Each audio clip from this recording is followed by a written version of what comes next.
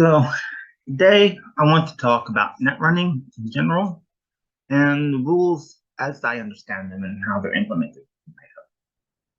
So at the core, net running is pretty simple. When you get into the details, the things start to get kind of messy. So at the core, you'll approach a network, walk to it via the net, either paying for the long distance link, hacking the link, or forgetting about that stuff. Once you get there, you'll find the fortress, and there may be programs outside the fortress or programs inside. More likely, they'll be some mix of the two, because you'll have ones outside that patrol and check if anybody's trying to get in, and ones inside to patrol and see if anybody actually got in, and if they belong there.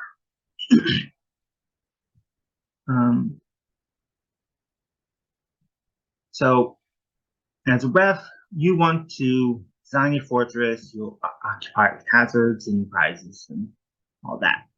So I'll show off basically how you do that. So in this case, we have a nice little blank subgrid that we've got that I made. We're going to put some stuff in it. So we'll start here with some walls.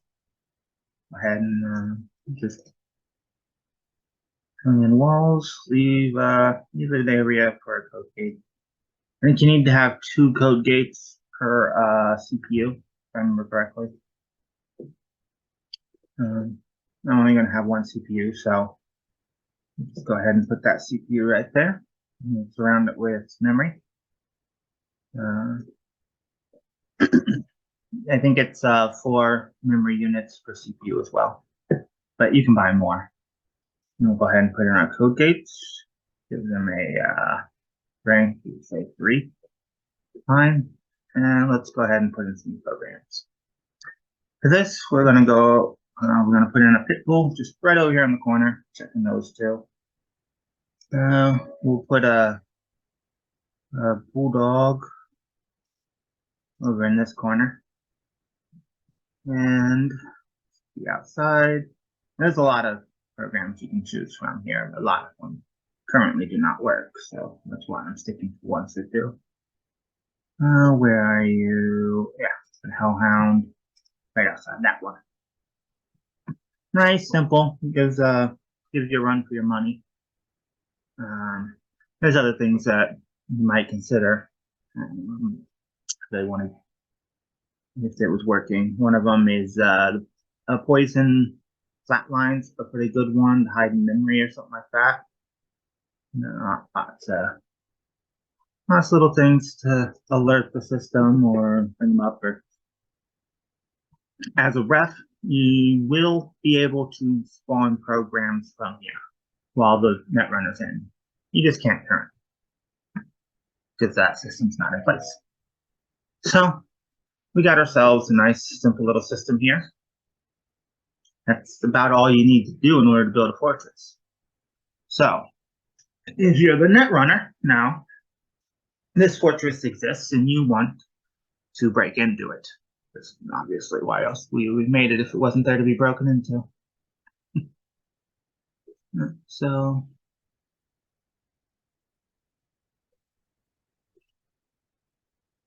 to get in, you're going to need intrusion or decryption programs. Intrusion programs will break through the walls. Decryption programs will break through code gates. And if you already have the code gate, you can just walk right in.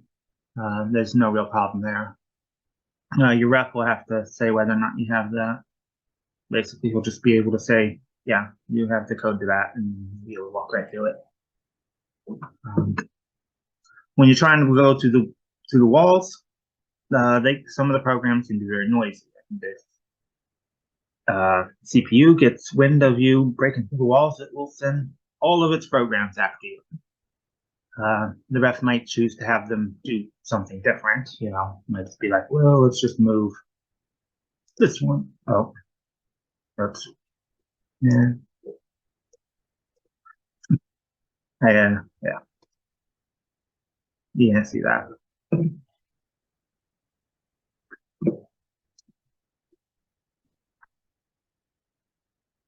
Instantly just put down a couple more bloodhounds. Well, anyhow, it might just say, let's move this program over here to go attack you, something like that. Means we have a few more defenses than we were intending. No.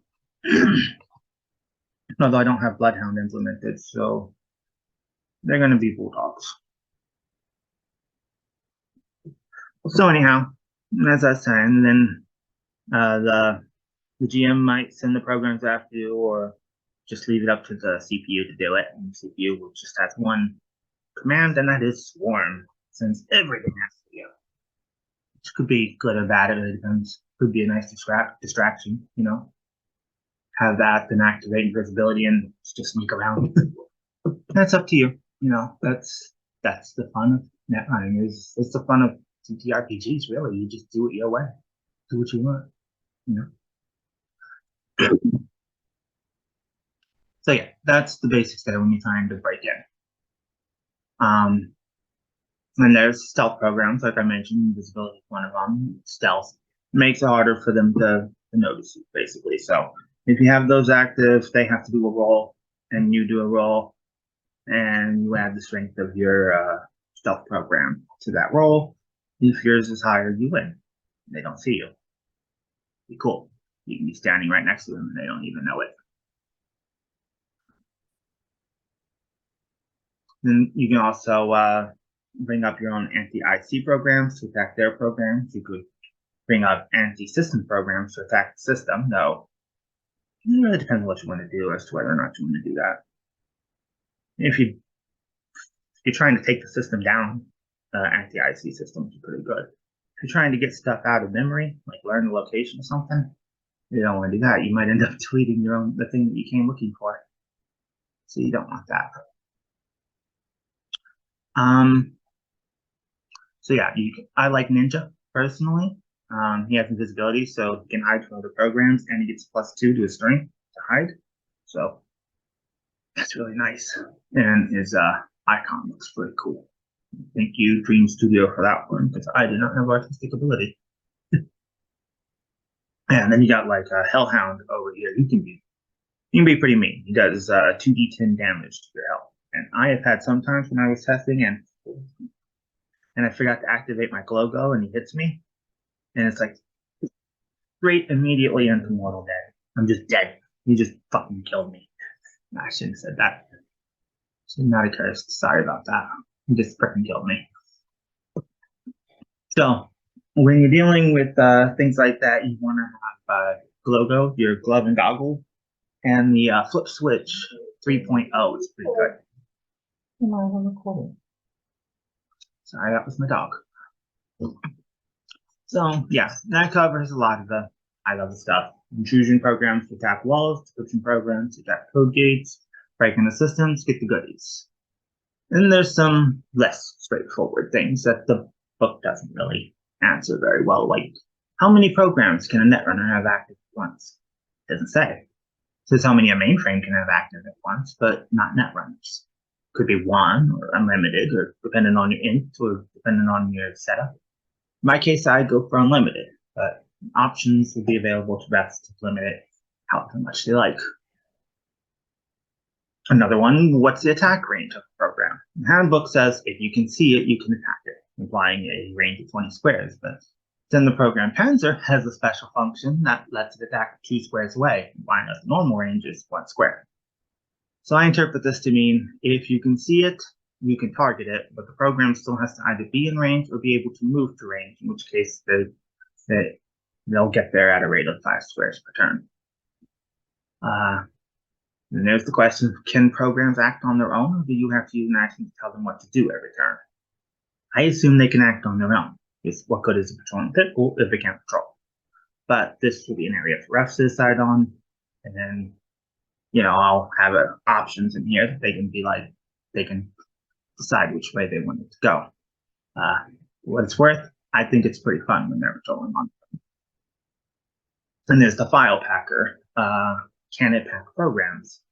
I assume yes. It says it takes 2 turns to unpack, and what use would that be for just random text data? It's useful for programs, the downside being it takes a while to be able to run it.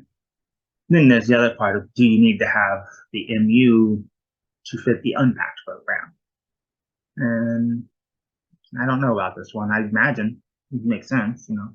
If it is normally for MU and you pack it to 2, after unpacking, it should expand back to 4, I think. But, you know, again, that would be an option. Then there's, do programs have their own initiative? And part of that comes to number 3, whether or not they can act on their own. If they can act on their own, they'll need their own initiative. And if they can't act on their own, they don't. So let's walk through this a little bit, pretending that we are a graph.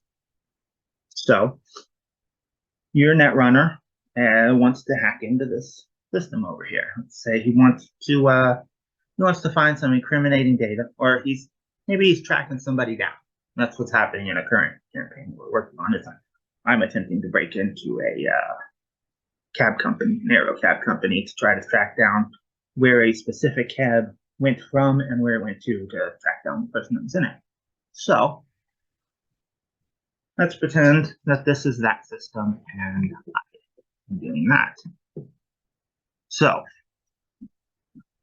I'm going to want to hack in.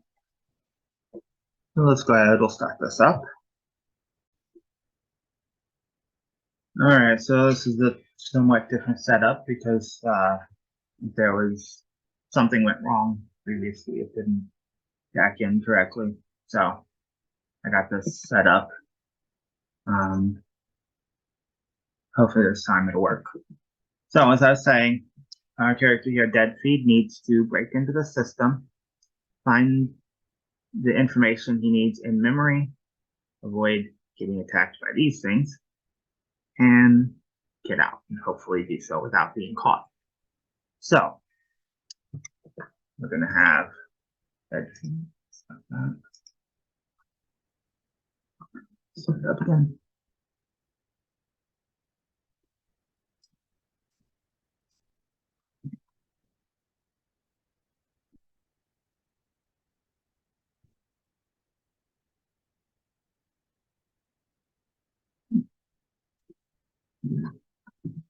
So we'll go ahead, we'll place him here-ish. All right, here I am, I'm outside of the system. I'm gonna wanna,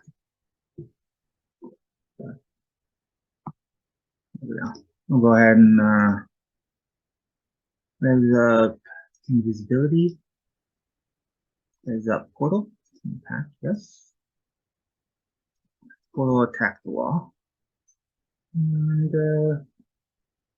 up these because I don't know what I'm going to be encountering and where. It seemed fine over at that end, so keep an eye over here. In my turn. It's ended. We'll res up Ninja. And we'll just have him go.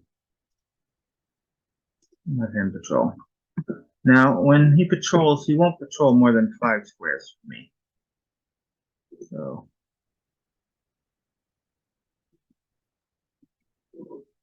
That's amazing.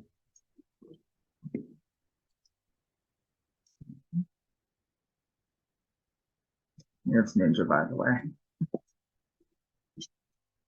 That looks cool. Anyhow, just keep waiting. And our portal has opened. Go ahead and we'll de-res Ninja.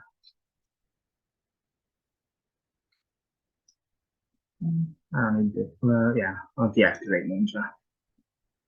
So I go in, I see that there is a watchdog. Now would be a good time to reactivate Ninja.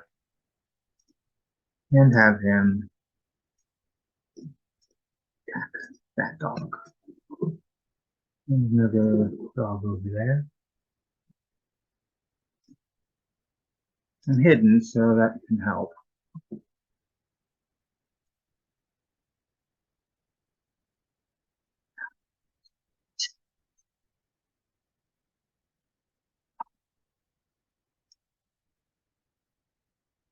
There's one over here, Bulldog. see him, and I don't want to run the risk of him seeing me, so we'll go ahead and res up Possessor. And we'll have Possessor attempt to possess him.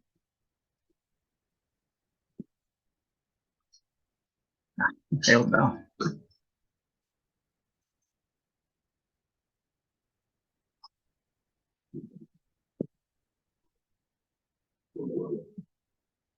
Ninja, you're not supposed to be attacking him. You're supposed to be attacking Pitbull over there in the corner. Possessor, you go ahead and possess in the turn. Keeps missing. Pitbull. And Pitbull's down.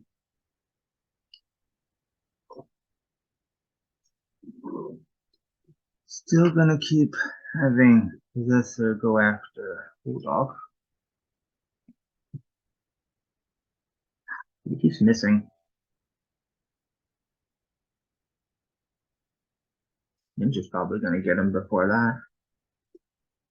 Bulldog isn't much of a threat at the moment. Doesn't seem to notice me. I can't seem to hit him for crap. Is it possessing? Super. See if Ninja can hit Bulldog. There we go.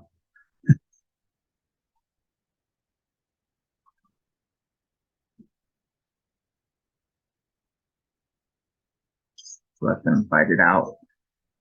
I need some time along the database here.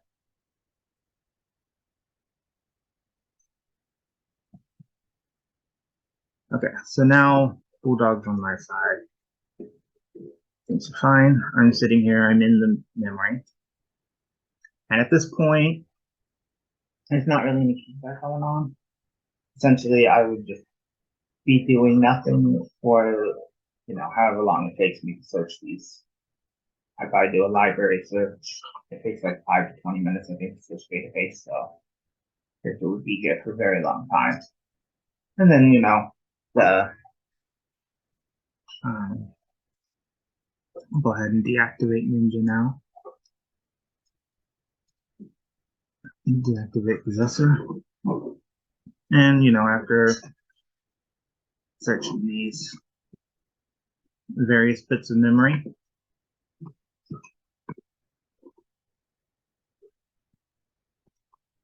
the rest will indicate whether or not I find what I'm looking for. And if I do, then yeah, we continue on with what we were doing elsewise.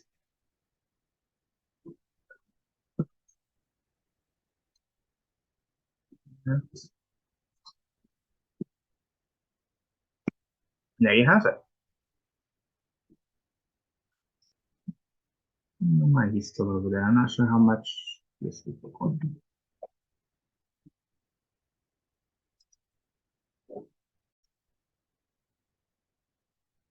As an addendum to the previous thing, it occurred to me that I had not explained how combat actually works.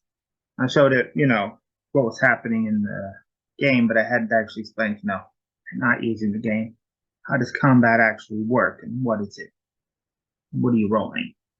So I think part of the reason I kept missing also is because I just implemented fumbles, and actually fumbles and crits are not in netrunning, as far as I can tell. So I need to make the adjustment there. So most of the attacks are just going to be the program strength versus plus a D10 versus the other program strength plus a D10.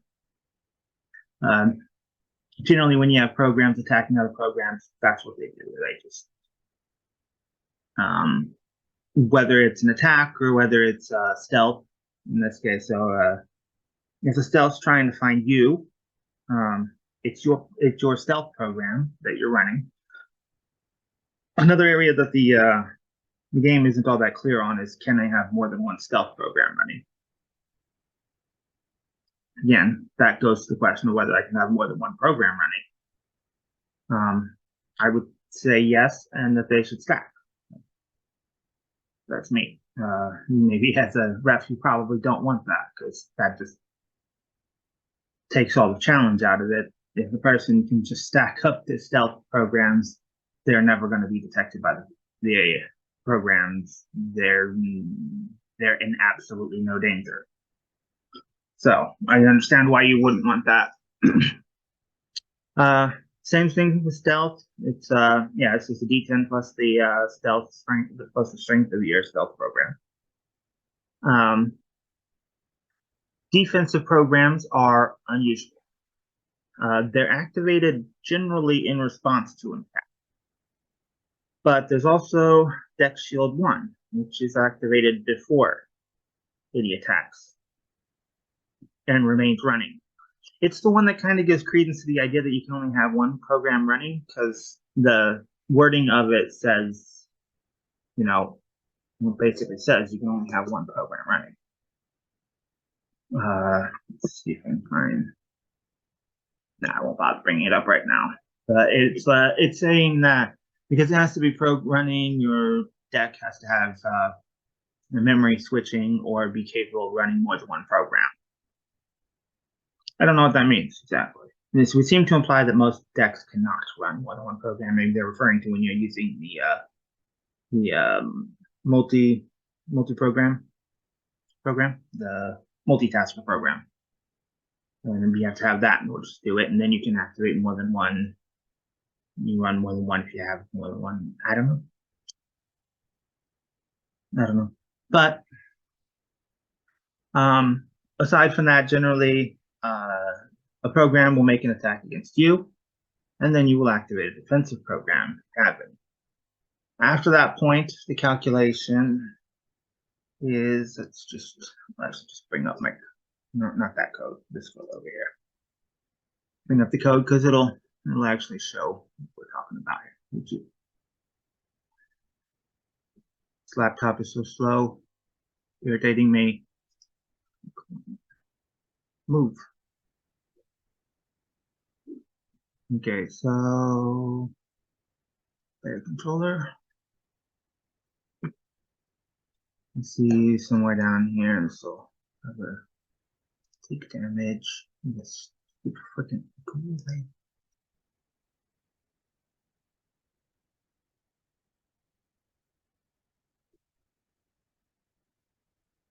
Now you take damage.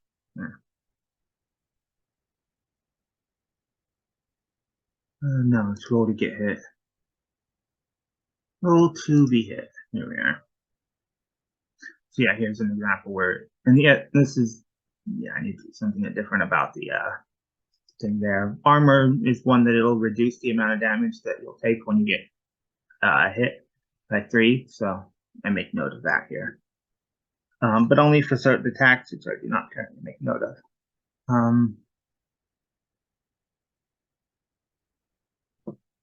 But yeah, you'll see here that the main thing is going to be your interface,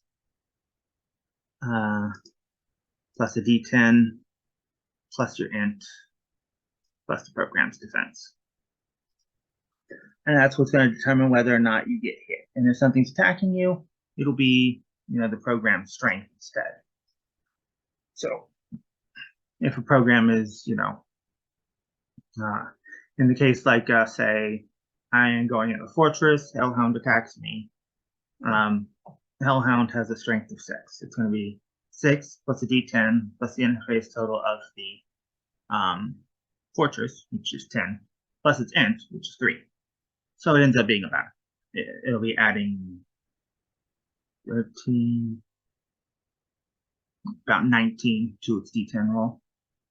Now my int's 10, my interface is 7,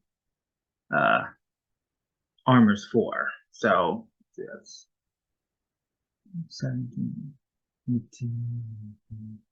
I'm adding about a 21 to my D10, so I've got a pretty good chance on my roll there.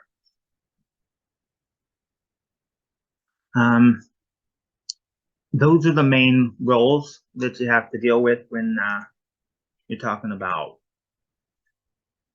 combat. Coverage. And most of the others are just like roll hit.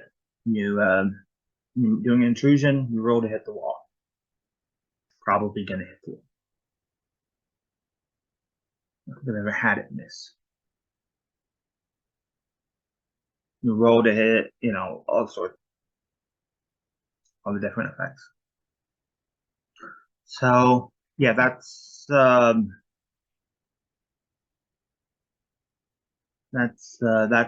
actual rolls that happen in combat.